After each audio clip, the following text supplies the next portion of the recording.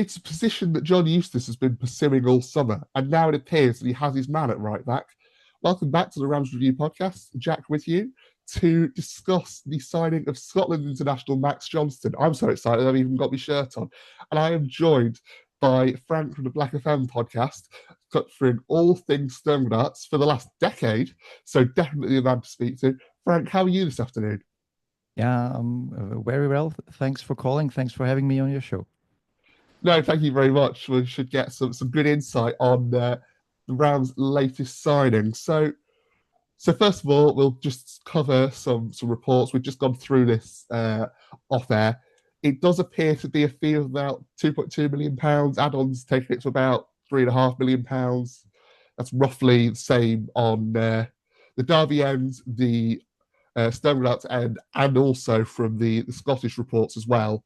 And just to go into this to begin with, Frank, you just said to me it's probably not enough.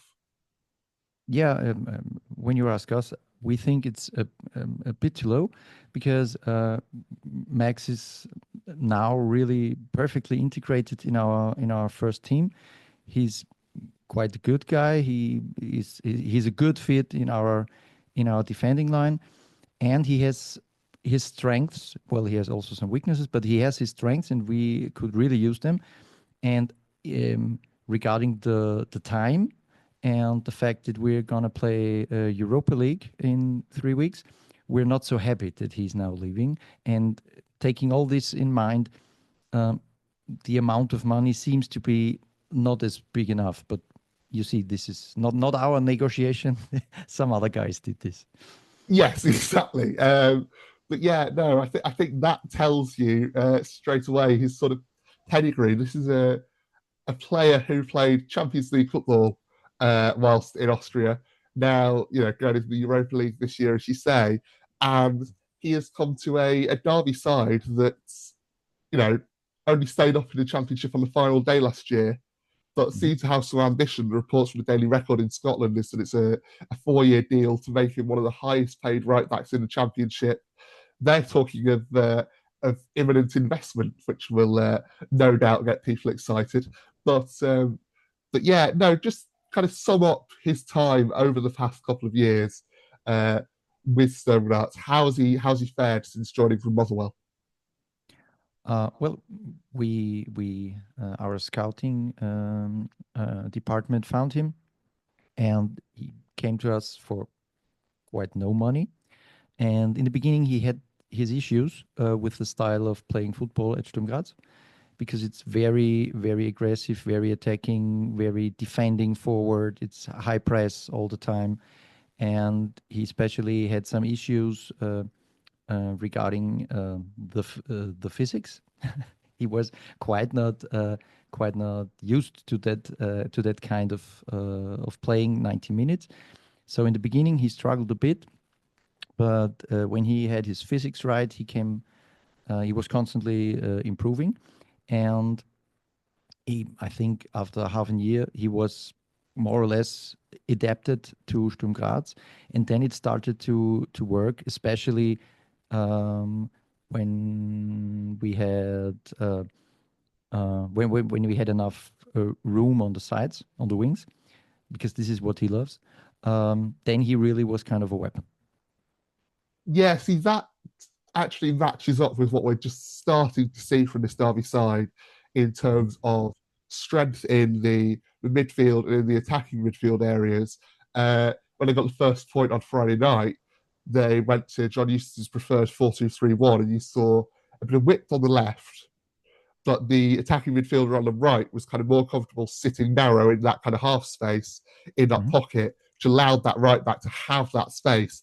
And that, to me, from what you're describing and what I've seen of Max Johnston, seems a perfect fit. He is going to have that license to drive forward and get creative, really, and form, kind of join that front line in possession as a, almost looking a little bit more like a winger at times. So that is certainly a good fit, as I say. Would you say kind of attacking is his biggest strength in that respect? Yeah, definitely. His biggest strength is clearly going forward, and there's a special quality in his delivery from wide areas. That's quite very. That's like a superpower to us, because we had this a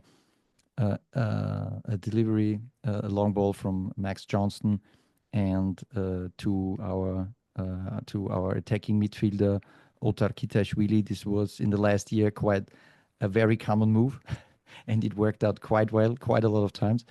And we're gonna miss these deliveries for sure. Yeah, no, to be honest, having watched a few clips and kind of sections of matches in research, I'm going to be keeping up with how you guys get on this season now. But I do think that has been a hallmark. It's something. It is a couple of Scotland caps for the senior team as well. We've seen go back to June and the rather frustrating defeat to Iceland in a friendly where, to be honest, Steve Clarke just had his side kind of sit really deep in a 5-4-1. He only got a couple of chances, and from one of them, killer delivery, and there's the goal. And that sums up what I think he's going to bring from what you're describing.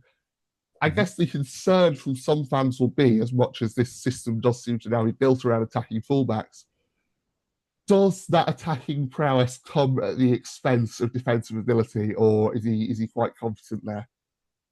Well, defensively, his potential awareness still needs improvement. Yeah? At times, the gap between him and his center back is simply too big.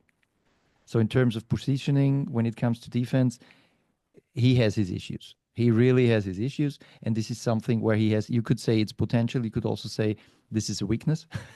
How you want to take it, and this is something you have to work with him on, because that's his point. That's his real weak point. Yeah, I think more or less this is something he has to work on. We know he knows that he has to work on it. And we sometimes discussed the theory if he would be better placed as a wing back in a 3 or 5-man defense, as the guy on the wing. That could be an outstanding option for him, because I think the system suits his strengths perfectly. Because as I mentioned, he really needs a strong center back, or a defensively solid number 8 to cover the space that he leaves. Yeah, I mean that's certainly something that I've pondered as well. Again, when he got that assist against Iceland for Scotland, that was that back 3, back 5 setup, and it certainly gave him that bit more license. And it is something we've seen Derby operate with last season when John Eustace came in and wanted to shore things up.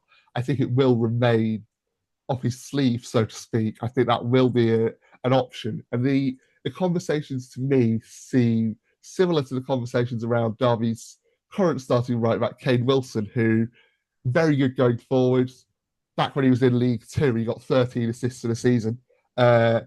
And kind of, had very good creative numbers. His dribbling numbers are exceptional. And there's been talk about even playing him on the wing. I feel like Max Johnston, but not quite to that extent, in terms of playing that far forward, but he's certainly someone who will probably offer more creatively than he will at the back.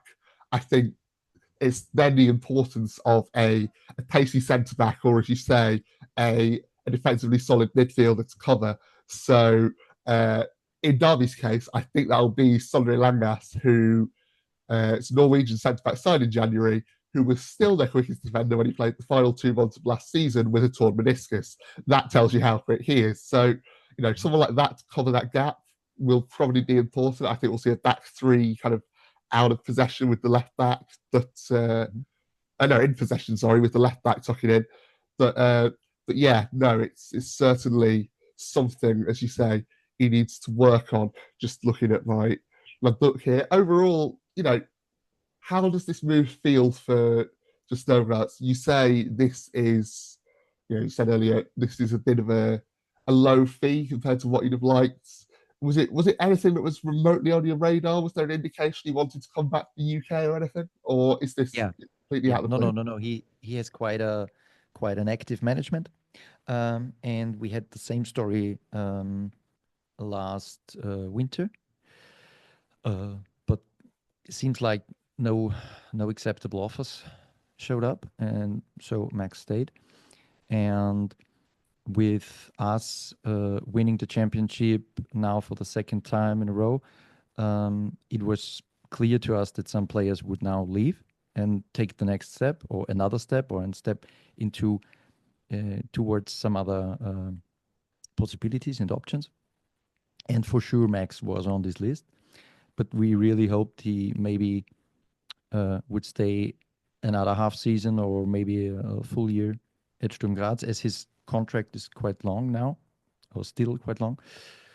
Okay, but he and his management decided other way, and so it feels a bit like a loss.